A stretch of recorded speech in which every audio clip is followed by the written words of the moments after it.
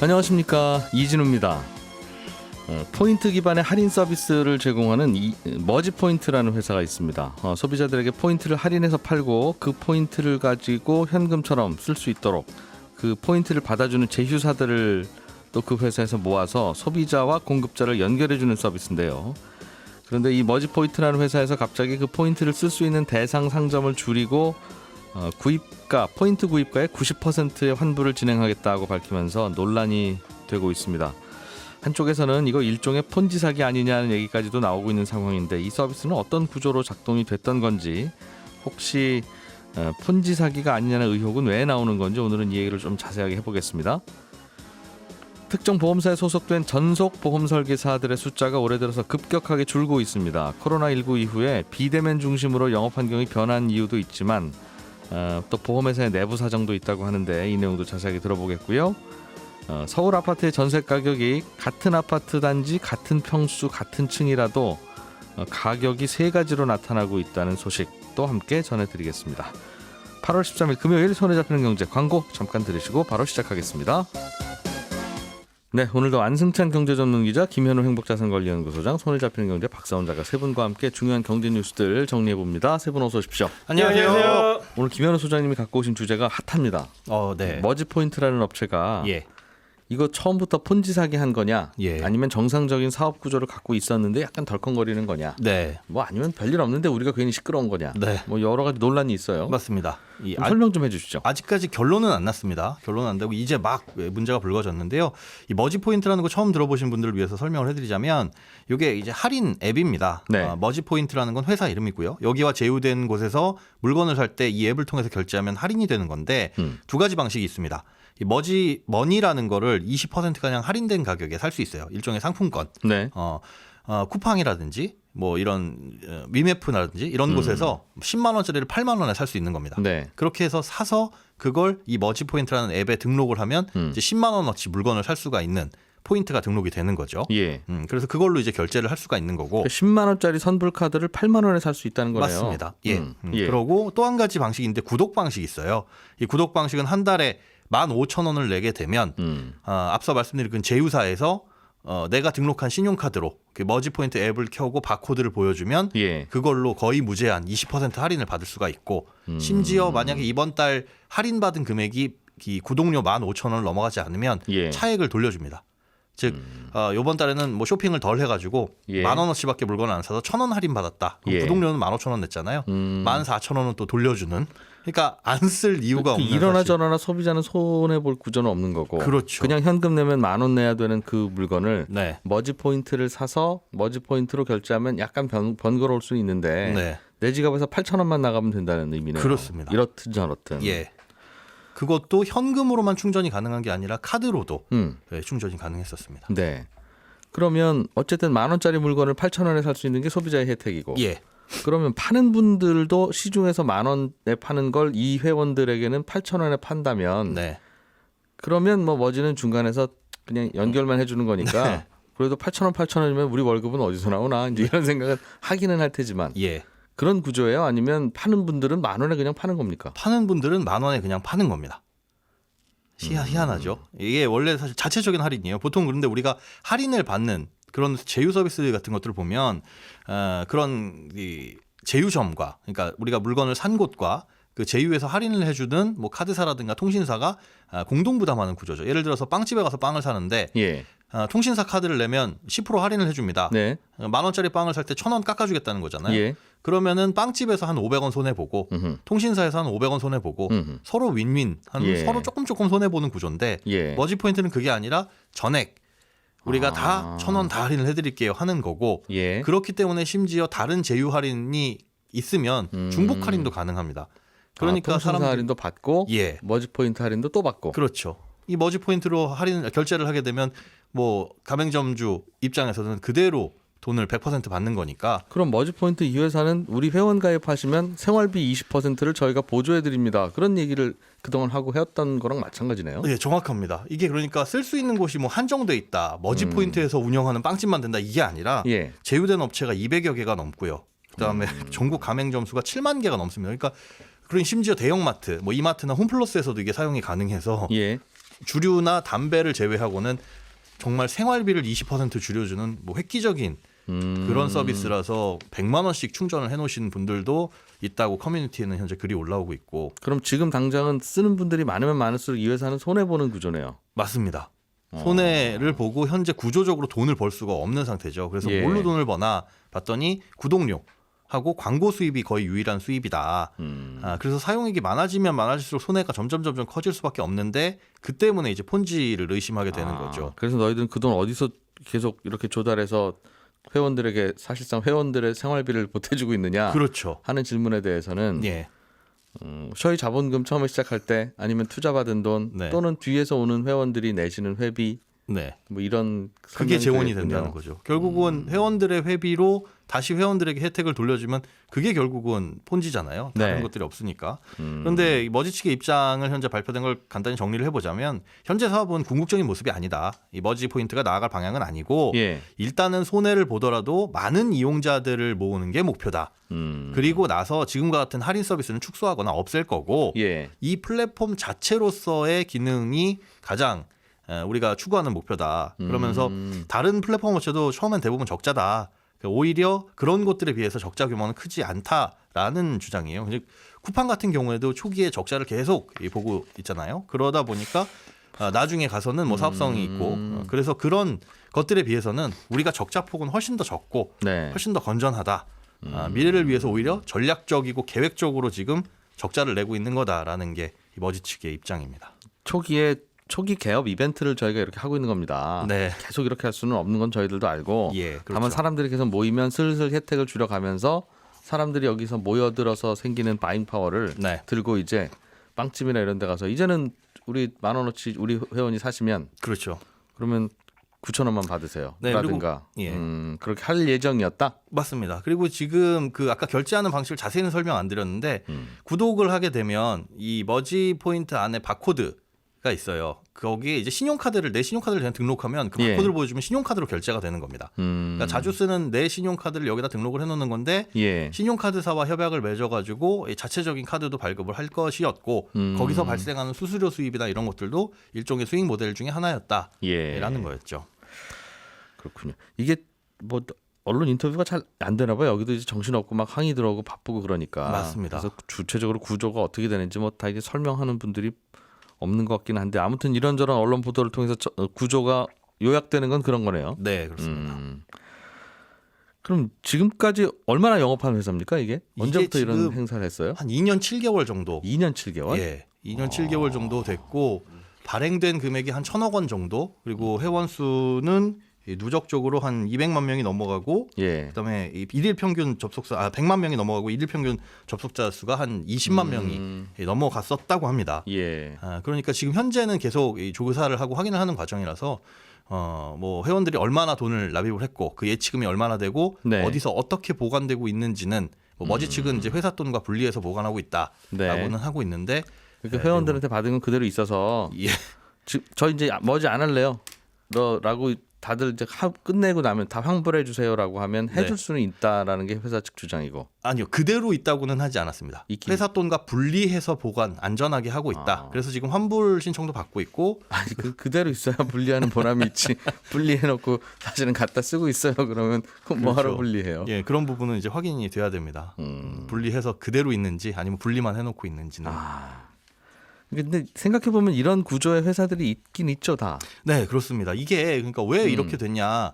사실 여기 머지가 등록한 업종이 상품권 발행업이에요. 예. 이거는 사실 별도의 허가나 등록도 필요하지 않고 아무런 규제나 요건 없이 아무나 낼 수 있는 사업입니다. 그러니까 과거에 상품권 법이라는 게 있었는데 1999년에 사라져 버렸고 예.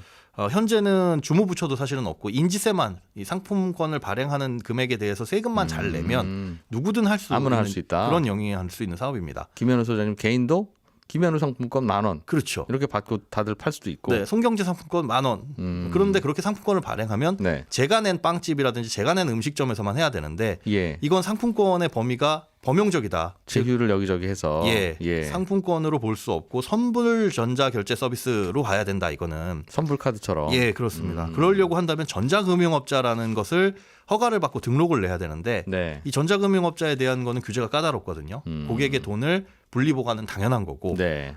일정 규모 이상은 뭐 보험도 가입해야 되고 예치금도 따로 자본금을 모아놔야 되고 그래서 이런 까다로운 규제 때문에 고객의 돈이 보호가 되는 거죠. 그런 네. 안전장치가 있는데 현재 이 등록이 되어 있는 신고만 되어 있는 상품권 발행업은 이런 안전장치가 아무것도 없어요? 없다는 거. 아무것도 없습니다.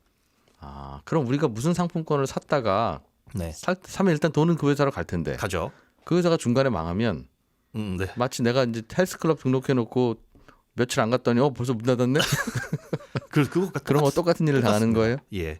얼마가 발행되어 있는지조차 사실은 파악을 못 하고 있는 게 사실 상품권 시장이고 그래서 이 상품권법도 다시 살려야 된다라는 논의도 일부 있긴 했었는데 네. 아무튼 아직까지는 이런 곳에 구멍이 있는 상황이라서 언제라도 비슷한 일이 벌어질 수 있는 가능성은 열려 있습니다. 이게 나쁘게만 보면 예. 그냥 이게 폰지죠. 이게 욕을 안 먹으면 옛날에 그 폰지 사기가 왜 욕을 먹습니까? 맞습니다. 다들 저희도 이렇게 해서 일단은 손해 보다가 네.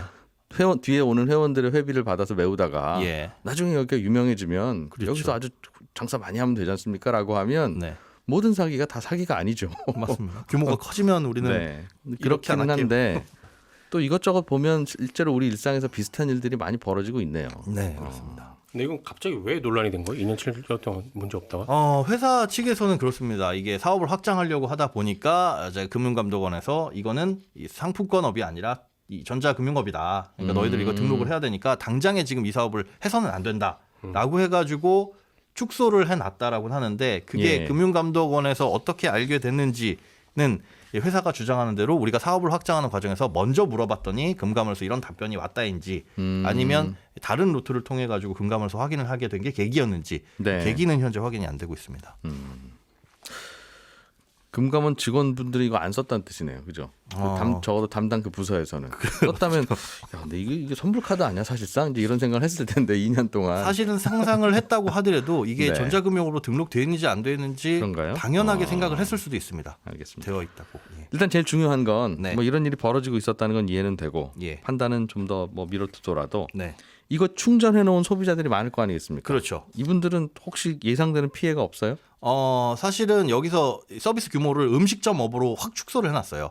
상품권업에 적용할 수 있도록 예. 음식점에만 지금 현재 사용을 할 수 있도록 줄여놨고 환불을 원하면은 남은 금액의 90%까지는 환불을 해줍니다. 다른 상품권처럼. 전국의 제휴한 음식점에서는 쓸 수 있어요, 네. 지금도? 그런데 이제 문제가 제휴된 음식점에서 그걸 받게 되면 네. 이 음식점들은 머지 포인트로부터 그 돈을 받을 수 있느냐는 또 미지수예요. 바로바로 받는 게 아니었나 봐요. 그렇죠. 정산을 해주는 시스템이다 보니까 신용카드는 한 일주일 안에 돈이 들어오는데 식당에서 그렇죠. 긁으면 그 식당으로. 네. 이것도 마찬가지로 일정 기간이 소요가 될 텐데 예. 그 부분에 있어서 음식점이 그럼 나중에 정산을 받을 수 있느냐 이것 때문에 일부 커뮤니티에서는 이제 폭탄 돌리기 이게 사라지기 전에 음식점에 가서 미리 선결제를 왕창을 해놓는 그런 소비자들은 나 이 포인트 이제 못 쓰게 될까봐 환불도 네. 안 되고 일종의 부도움이라고 생각을 하는 거죠. 일단은 설렁탕 100그릇 먼저 제가 와서 1년 내내 먹을게요 하고 예. 긁어놓고 그렇게 되면 이제 피해가 폭탄이 음식점에게 전가가 되는 거니까 문제가 생기면요. 그것도 어떻게 될지는 봐야 된다. 갑자기 몰리면 이 회사에 그 돈 있는지 없는지 모르니까. 네, 맞습니다. 그래서 어제 갑자기 이 머지 포인트로 결제하는 음식 주문이 늘었다라는 내용들의 글들도 일부 커뮤니티에는 올라오고 근데 있었습니다. 구조적으로는 이러다 보면 뒤에 오시는 분들은 못 받겠네요. 예, 그럴 구조적으로는 가능성이 맞습니다. 처음에 이 회사가 이 사업 시작할 때 한 2천억 정도 갖고 시작했으면 몰라도 네, 그게 아니면 중간에 그 돈을 계속 뒤에서 들어오는 회비로 일단은 받았을 테니까 네, 그게 회사 돈이라고 생각하고. 맞습니다. 그렇군요. 하시는 분들도 쓰시는 분들도 계속 불안은 하네요. 네, 특히나 많은 금액을 충전해 두신 분들은 예. 하죠. 근데 쿠팡이라고 하는 인터넷 쇼핑몰 서비스도 초기에 요즘에는 이제 미국 가서 돈 벌어 왔으니까 그 돈을 메꿔놨지만 예. 처음에는 쿠팡에서 물건을 팔면 네, 물건 판 돈은 한 2달 후에 들어온다는 거예요. 장사하시는 분 입장에서는. 예, 그럼 그 2달 동안 그 뭐 어디 있느냐? 이제 가만히 금고에다 넣어놓고 기다리세요. 2달만 지나면 됩니다. 그 돈 그대로 있어요가 아니라 예. 이 돈으로 또 열심히 회사 돌리고. 네, 그러면 또 다음에는 또 내 돈 뭔가 어디서 결제를 봐요? 그럼 누군가 또 물건 판 거 돌리고. 네, 그래서 어느 날 갑자기 딱 스톱하면 과연 이거 다 돌려줄 돈 있느냐에 대한 없다, 논란이 굉장히 예, 있었어요. 예. 그러다가 성공하면 대한민국의 대표적인 쇼핑몰이 되는 거고 네, 그러다 안 되면 폰지 사기 했던 게 되는 거라서 맞습니다. 참 묘한 구조네요. 안승찬 기자님이 준비해 오신 아이템으로 좀 보죠. 요즘 보험 설계사 카드 모집인 등록하는 분들이 계속 줄고 있다. 네. 통계가 있네요. 뭐 그렇습니다. 요즘 뭐 이 국내에서 생명보험, 손해보험 뭐 이런 설계사 수가 1분기 기준으로 보니까 한 28만 5천 명 정도던데 작년하고 비교하면 한 5천 명 정도 줄어든 거예요. 네. 그래서 90년대 중반에 보면 한때 막 40만 명도 넘고 그랬거든요. 그러니까 그때하고 비교하면 진짜 많이 줄어드는 거고 이게 전속 설계사 회사에 소속된 전속 설계사도 올해 들어서만 한 2만 명 정도 이렇게 네. 줄어들었다고. 이게 뭐 다만 보험 설계사만의 문제가 아니고 카드 모집인이라고 하는 분들 있잖아요. 카드 이제 모집해서 이렇게 하시는 분들, 이분들도 올해 들어서 한 500명 이상 업계를 떠나서 지금은 예. 한 8천 명대 정도 내려왔거든요. 작년에 1만 명이 조금 무너진 다음에 지금 계속 감소 추세에 있으니까 한 6년 사이에 한 3분의 1 토막 이 어이구. 정도 났습니다. 줄고 있는 이유가 뭐예요? 그러니까 이게 참 뭐 예상 가능한 상황인데 설계사가 점점 필요 없어지는 환경이긴 해요. 왜냐하면 보험이나 카드라는 게 전형적인 게 푸시 영업이잖아요. 그러니까 네. 가만히 예. 있는데 와서 너 혹시 이런 거 필요하지 않냐 하고 이렇게 옆구리 찔러가면서 하는 영업의 이제 대표적인 상품인데 지금 코로나 때문에 사람들을 만나기가 힘들잖아요. 그러니까 대면 영업을 하는 게 기본적으로 지금 어려운 환경이고 네. 그럼 전화로 영업을 해야 되는데 전화도 요즘 개인정보 이슈 때문에 좀 쉽지 않고 그래서 점점 설계사들이 소비자들하고 만날 수 있는 접점 자체가 접점이 없어지고 네. 있다. 이게 실제로 신용카드의 경우도 보니까 온라인 채널을 통한 신용카드 신청 비율이 지금 한 38% 비중까지 높아졌거든요. 작년 말하고 비교하면 이게 11%포인트 정도 굉장히 빠르게 지금 늘어나고 있습니다. 예. 그러니까 보험은 뭐 아직까지 설계사 비중이 높기는 한데 그래도 예전에는 뭐 90% 이상이 다 설계사 통했는데 지금은 한 85% 수준으로 내려갔고 예. 그래서 온라인 채널을 통한 비중이 한 뭐 20-30%씩 뛰고 있으니까 뭐 좀 환경이 달라졌다고 볼 수는 있죠. 야. 여러 가지 이유가 있을 거예요, 그렇죠? 예전에는 그냥 와서 이런 보험이에요 하면 그냥 그런가 보다 하는데. 아는 사람 통해서 많이 하고 또 근데 저희가 이제 손에 잡히는 경제가 벌써 이제 20년 지나고 30년째잖아요. 네. 근데 들으신 분들이 쉽게 그냥 장점만 보고 넘어가지는 않는다. 그런 장벽이 생긴 것 같기도 하고 예. 말씀하셨지만 이제 조금 간단한 거는 네. 굳이 이제 설계사님들이 와서 맞아요. 설명해주지 않아도 네. 네. 온라인에서 한 페이지 쭉 보면 네. 이런 거 오케이 신청. 아니야 이게 판단을 소비자들이 이제 하니까. 그런 것도 있습니다. 그러니 네. 좋은 상품인 걸 아는데 굳이 설계사님이 안 오셔도 되겠어요 하는 경우도 많고. 그런 것도 있고 지금은 또 이제 특히 이제 보험 설계사분들 규모도 많고 해서 관심들이 많은데 재판 분리라고 하는 것도 조금 이슈거든요. 재판 분리가 뭐냐면 제조하고 판매를 분리하자는 거예요. 그러니까 예전에는 대부분이 다 보험회사들이 전속 설계사라는 걸 뒀거든요. 전속 설계사가 많은 회사가 결국 보험 가입이 많고 예. 점유율을 유지할 수 있는 분위기였어요. 예. 삼성생명 전속 설계사는 삼성 것만 팔고 한화 설계사는 한화 것만 팔고 이런 식으로 했단 말이에요. 그러니까 서로 예. 경쟁적으로 설계사를 늘리는 분위기였죠. 근데 지금은 GA라고 하는 예. 독립적인 대리점이 대세거든요. 여기 뭐냐면 독립적인 대리점이니까 어디 소속된 데가 아니니까 마치 하이마트 가면 삼성 냉장고도 팔고 LG 냉장고도 팔듯이 네. 여기는 모든 보험회사 걸 다 계약해서 이것저것 다 파는 거예요. 그걸 GA라고 하는데. 그걸 GA라고 하는데 지금 GA가 전체 보험 판매 절반이 넘었거든요. 그러니까 사람들도 예전처럼 이거 하나 드세요 이렇게 가입 안 하고 비교하고 싶죠. 비교하고 싶은 거예요. 예. 이 회사 저 회사 거 여러 가지 비교해서 보고 싶으니까 아무래도 GA의 성장률이 높고 이게 우리나라만 그런 게 아니고 전 세계적으로 GA가 점점 크는 분위기입니다. 그래서 올해 들어서 한화생명, 미래에셋생명이 아예 전속 설계사를 완전히 떼어나는 그런 결정을 했거든요. 전속 설계사를 완전히 우리는 없애고 그럼 해고 해고는 아니고 해촉 자회사로 만든 거예요. 그래서 GA로 만들어 버렸어요. 예. 그래서 지금까지는 우리 회사 보험만 팔았지만 이제는 분리해서 나가셔서 네. 다른 회사 보험도 알아서 파시고 하셔도 됩니다. 열심히 해주세요. 이게 뭐 자주 봬요. 물어보니까 지금 올해 지금 몇 개월 아직 안 돼서 아직까지는 하나생명의 경우는 하나생명에서 이제 별도로 분리를 했는데 네. 생명보험은 아직은 하나생명 것만 팔고는 있다고 하더라고요. 아무래도 모르는 사람도 아니니까 그런 것 같고 네. 대신 이제 이것저것 다 팔 수 있으니까 손해보험 상품들 다 모아가지고 같이 팔고 그렇게 네. 하고 있다고 하더라고요. 그렇게. 네. 이게 뭐 대면 영업이 어려워진 것도 있고 GA가 많아진 것도 있고 또 최근에 이제 카카오페이 같은 플랫폼 회사들도 다 이제 GA처럼 서로 비교해 주는 서비스들이 많으니까 예. 대체적인 분위기라고 하고 이게 비용 문제도 있거든요. 왜냐하면 특수고용직 고용보험 가입 의무화가 지금 시행이 됐잖아요. 네. 보험 설계사분들도 이제 고용보험에 가입해야 되는 이슈가 생긴 거예요. 보험회사들 입장에서는. 전속 설계사라면 그 회사가 예, 그렇습니다. 그러니까 이거 비용이 더 들겠네 이런 것도 좀 걱정이었고 예. 또 올해 들어서 금융소비자보호법도 새로 생겼는데 이게 이제 불완전 판매했을 때 판매자 책임이 훨씬 커지는 법이니까 이게 불완전 판매했을 때 괜히 우리 전속 설계사에다가 우리 회사까지 불똥이 튀겠다 뭐 그런 걱정도 있고 그래서 전반적으로 미국의 경우도 이 불완전 판매 이슈가 강해지면서 독립 채널이 급부상한 그런 사례들이 있거든요. 우리도 뭐 비슷한 흐름으로 가는 것 같습니다. 그러니까 회사 전체로 불똥 튀지는 않고 그렇죠. 저 회사 저 대리점에 저분이 잘못하신 거니까 네가 판 거다. 아, 그런 식으로. 네. 야, 앞으로는 점점 없어지겠네요. 그럼 이런 직업이 없어지는 직업이 될까요? 네, 점점 더 줄어드는 식으로 될 것 같고 플랫폼이나 온라인의 비중이 점점 더 늘어나서 예. 설계사분들은 뭐 조금 힘들지 않을까 싶은 생각은 들어요. 그렇군요. 제가 대학 졸업하고 첫 직업이 여기 이제 설계사님들 많이 모여 계시면 시험 보러 가시기 전에 제가 네. 설명해드리고 이런 거 했었는데 보험회사에 설계사님들 이제 많이 모이시고 맞아요. 처음에 오시면 네. 어리둥절할 때 이제 가서 자격증부터 따셔야 돼요 여사님 뭐 이러면서 이제 가르쳐드리고 그랬어요. 정작 저는 그 자격증이 없었고. 예, 저희가 준비했던 박세훈 작가가 준비했던 전세값 관련한 이슈는 잠시 후에 저희가 팟캐스트에서만 들려드리는 특별 방송 있어요. 커피타임에서 재미있게 얘기 나눠보겠습니다. 시간 되시는 분은 저희 주말에 홈페이지나 혹은 팟캐스트를 들으시면 저희가 평소에 공중파로 본방에서 내보내는 것 말고 재미있는 또 별책 부록이 있으니까 한번 와서 들어보시면 재미있습니다. 저는 11시 5분에 오겠습니다. 고맙습니다.